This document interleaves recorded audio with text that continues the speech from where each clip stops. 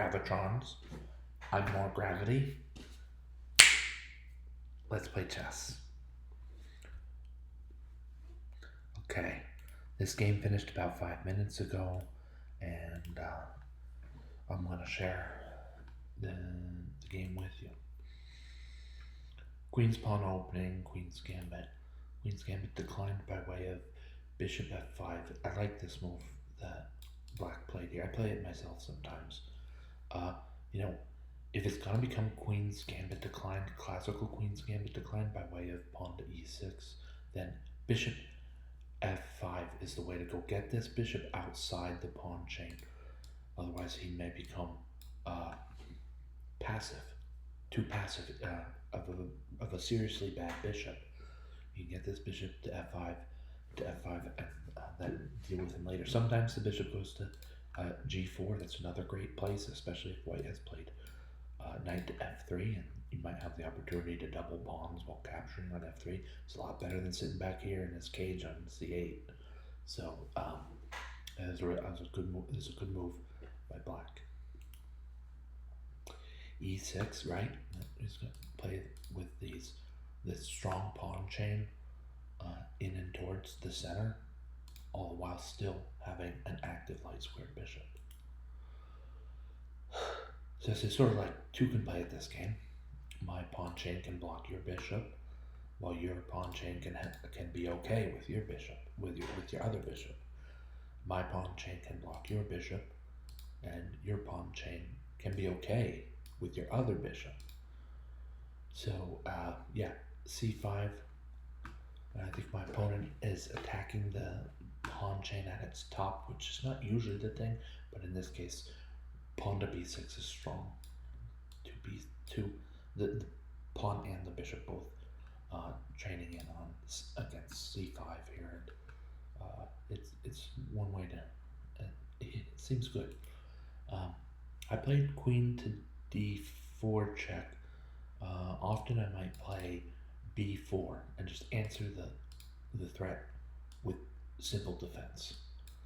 Queen to b4, it just looked like with the pawn outside the chain. Now we talk about how this is a good thing. Now with the pawn outside the chain, there are, of course, things left behind. And with queen to a4, there's no bishop to d7 as to backpedal and attack the offensively minded queen on a4. So there's a queen swap possible here. I think we I decided to forego the opportunity to trade queens and have a queenless middle game, mostly because I didn't see that it was all that much better for white or for black, but I thought I had some attacking chances with I thought I had some attacking chances with knight to b5. Right, if it were white's turn to move, then knight takes c7, check, and it's complete disaster for black, because the queen cannot capture, and the queen cannot capture for the one way because the king's in check, and for the other way because the queen cannot allow the king into a different check along the a4 to e8 diagonal. Not only that, king's in check. Okay, we covered that now. But the rook at a is under attack. So this is just a tactically winning move. And knight to c6 stops a lot of it. That's not the best move. In this position, I think black would want to play pawn to c6. And maybe lose a pawn on a7, but even then with the pawn, and no, they're not, because the queen is covering a7 now. So yeah, I think pawn to c6 would have been a stronger move here by black. But knight to c6 occurred, and pawn takes b6, just showing that I can liquidate this pawn and make some of the lines against black's royalty and rook more clear. C takes b6, and I'll play bishop to f4, developing the piece, but also developing the piece to where he controls the c7 square, and the knight might come and give check, and the same attacking motif of forking black's king and black's rook.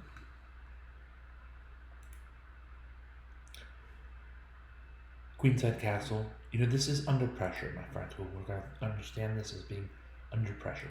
Under pressure. Queenside castles, yeah, it's not a great move. And there probably weren't all that many great moves available. White is applying that classic attacking pressure that causes mistakes. Here we see Torch finds one move that's above even for black, and that's the move bishop b4. Okay. But as chess players, we make mistakes. We humans as chess players make mistakes, and this one coming when there's quite a bit of attacking pressure from white. So queenside castles it is, and then the move. I think it's the only move. Well, no, it's quite a few here now indicated by the analysis. Anyway, rook to c1 is a very strong move to pin the knight, and there's tactics all over here. This is just general. Generally strong attack all over the place. Here we go. Pieces for days. That's what you say. Even this pawn is preventing the presence of these two d pawns presents a counter-attacking idea like queen to d2, which of course is also prevented by the bishop, but just it's like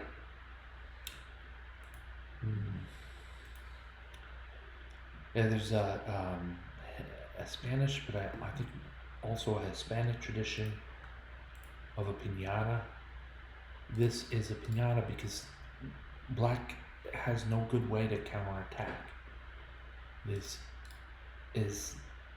just all white attack without a good way to access white's king. The king is just stand there ready for, in a piñata, it's a like paper mache and other paper, but it's filled with candy.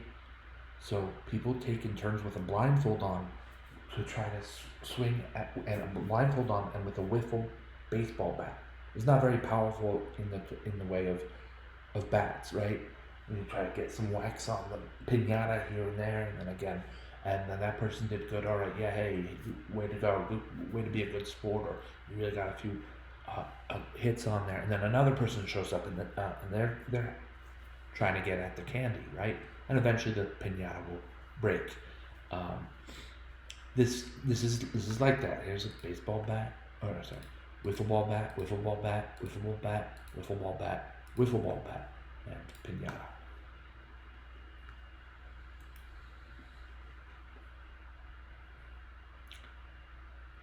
Bishop b4.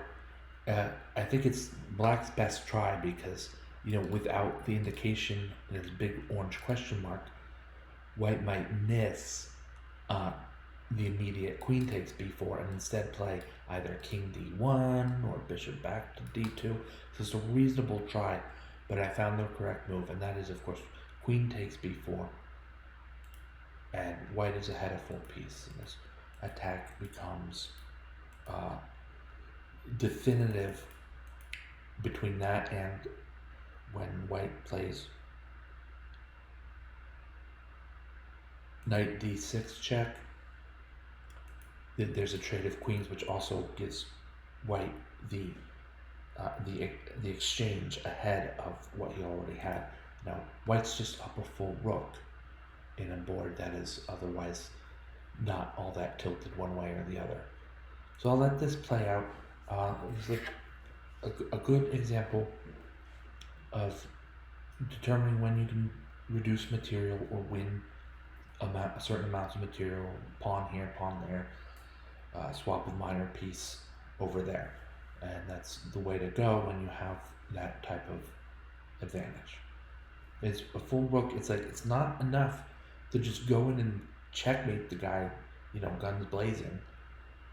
But if you follow sort of this idea of how to diminish the amount of material on board and then checkmate your opponent when it's appropriate to do so, then it's a good recipe for victory whenever you're having a lot of material.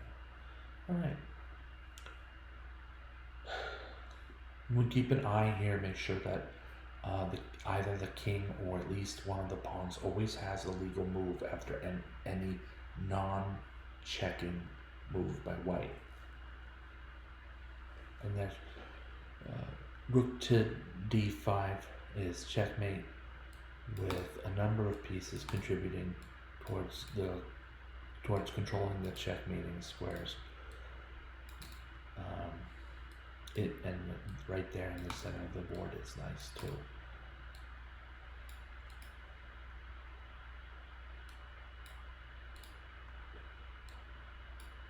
All right. So, what a nifty game, fun game. My opponent and I played well and had a lot of fun. So thank you all. All right, that's it for this session. This is it for this review. Thank you so much for watching. Thank you, Gravitrons. I'm more gravity. Have a great night.